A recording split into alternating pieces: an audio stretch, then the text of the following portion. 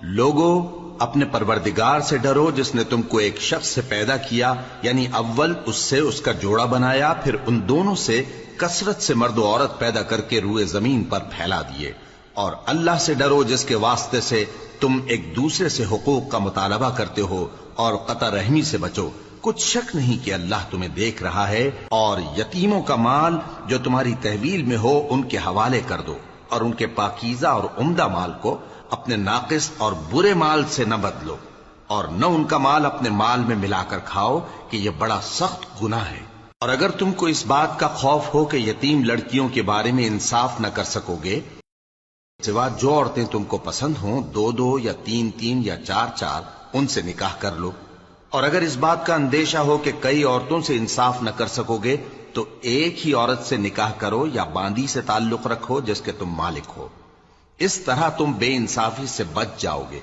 اور عورتوں کو ان کے مہر خوشی سے دے دیا کرو، ہاں اگر وہ اپنی خوشی سے اس میں سے کچھ تم کو چھوڑ دیں تو اسے مزے سے کھا لو۔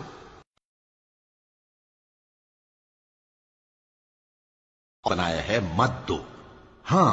اس میں سے ان کو کھلاتے اور پہناتے رہو اور ان سے معقول بات کہتے رہو، اور یتیموں کو بالغ ہونے تک کام کاج میں مصروف رکھو اور جانچتے رہو۔ پھر بالغ ہونے پر اگر ان میں عقل کی پختگی دیکھو تو ان کا مال ان کے حوالے کر دو، اور اس خوف سے کہ وہ بڑے ہو جائیں گے، یعنی بڑے ہو کر تم سے اپنا مال واپس لے لیں گے، اس کو فضول خرچی اور جلدی میں نہ اڑا دینا۔ اور جو شخص آسودہ حال ہو اس کو ایسے مال سے قطعی طور پر پرہیز رکھنا چاہیے، اور جو ضرورت مند ہو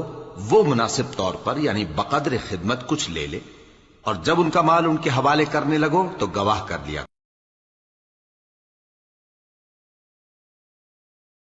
جو مال ماں باپ اور رشتہ دار چھوڑ مریں، تھوڑا ہو یا بہت، اس میں مردوں کا بھی حصہ ہے اور عورتوں کا بھی، یہ حصے اللہ کے مقرر کیے ہوئے ہیں۔ اور جب میراث کی تقسیم کے وقت غیر وارث رشتہ دار اور یتیم اور نادار لوگ آ جائیں تو ان کو بھی اس میں سے کچھ دے دو، اور ان سے معقول بات کہو۔ اور ایسے لوگوں کو ڈرنا چاہیے جو ایسی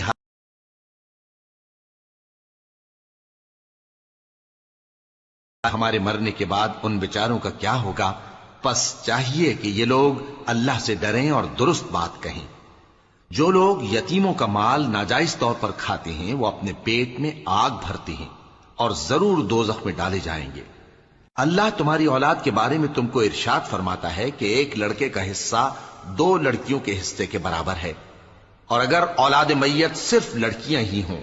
یعنی دو یا دو سے زیادہ تو کل ترکے میں ان کا 2/3 ہے، اور اگر صرف ایک لڑکی ہو تو اس کا نصف ہے، اور میت کے ماں باپ کا یعنی دونوں میں سے ہر ایک کا ترکے میں 6واں حصہ ہے، بشرطے کہ میت کی اولاد ہو۔ اور اگر اولاد نہ ہو اور صرف ماں باپ ہی اس کے وارث ہوں تو 1/3 ماں کا حصہ ہے، اور اگر میت کے بھائی بھی ہوں تو ماں کا 6واں حصہ ہوگا۔ اور یہ تقسیم ترکہ میت کی وصیت کی تعمیل کے بعد جو اس نے کی ہو یا قرض کے ادا ہونے کے بعد جو اس کے ذمے ہو عمل میں آئے گی۔ تم کو معلوم نہیں کہ تمہارے باپ دادوں اور بیٹوں اور پوتوں میں سے فائدے کے لحاظ سے کون تم سے زیادہ قریب ہے۔ یہ حصے